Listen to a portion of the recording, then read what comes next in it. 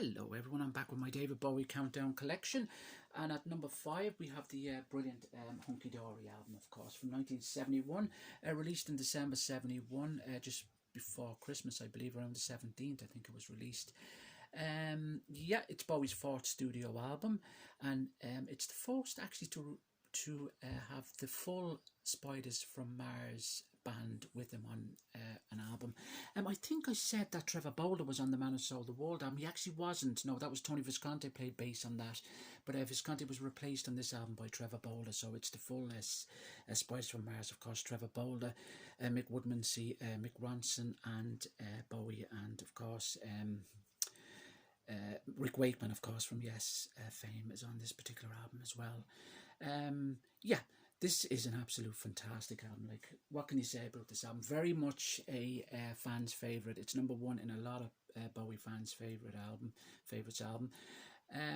Yes, it's a brilliant album. You couldn't fault this album. It's a true masterpiece, and Bowie even said himself it's probably one of the most important albums he ever done, because it was the first time that Bowie kind of got kind of praise as such, where he was told, "Oh, you've made a good album here. There's some great songs on this," and that kind of inspired him to go on and to create what he did. Of course, some fantastic music afterwards. So he always regards this as his kind of his first real kind of a successful album. Yeah, so it opens up with the Fantastic Changes, of course, which is the first single to be released from the album. What can you say about it? Just a like just a masterpiece. Like, everyone loves Changes, whether you're a Bowie fan or not. Everybody likes the song Changes, but it has its own unique style again, and the guitar playing, the sax, the lyrics, everything, it just fits beautifully all together. Just a fantastic song, followed by Oh You Pretty Things, beautiful piano piece, covered a couple of times by I forget his name, Noon something. It was covered by a few bands actually in the past. So yeah, it's a beautiful piano piece on it as well, followed again by 8-line poem, again with some fantastic piano playing as well. I don't know whether Bowie done the piano playing on that particular song. I think he did. I don't think it was Rick Wakeman who done it on that. And then you've got, geez, what can you say about Life on Mars? One of the greatest songs ever written. Just a beautiful piece of music, and very much a favourite by lots of people, including Bowie fans and generally people who like music in general. Cooks, again, written about his son, Duncan, yeah, who was called Zoe at the time, of course, when Bowie was going through his kind of hippy-dippy phase as such. Yeah, so another great song, Cooks, covered again by so many. Danny Wilson does an absolute fantastic version of that song as well. And then closing side one is the absolutely brilliant, haunting song, Quicksand, one of my favourite songs from the album. And just an absolute masterpiece. The lyrics, everything about that song, it's just an absolutely fantastic song. And the ironic thing about, again, this album is every song is kind of, I wouldn't say so much different from the other, but it's got its own kind of little kind of life on its own as such. That's what is so inspiring, and that's what kind of is so inspirational about David Bowie, because he kind of creates these songs and they just don't sound like the song prior or the song afterwards. He kind of has this uniqueness about him, and it stands out a lot on this particular album. Yeah, the second side opens up with Fill Your Heart, I think it is, which is a cover version. I just need to check that. Yeah, Fill Your Heart, the second song opens up with, followed by the brilliant Andy Warhol, which was written for, oh my god, I'm getting rusty now. Written for, oh, I can't think of her name. And then followed by the Song for Bob Dylan. But the song Andy Warhol is great too.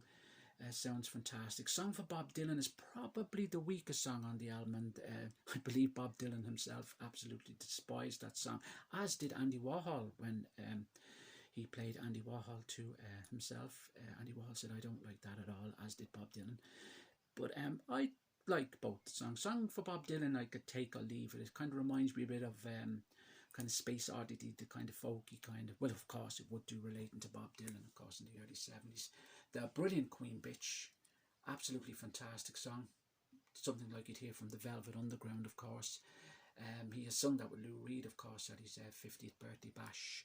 And the song closes with one of the best songs he has ever written, the Beauty Brothers.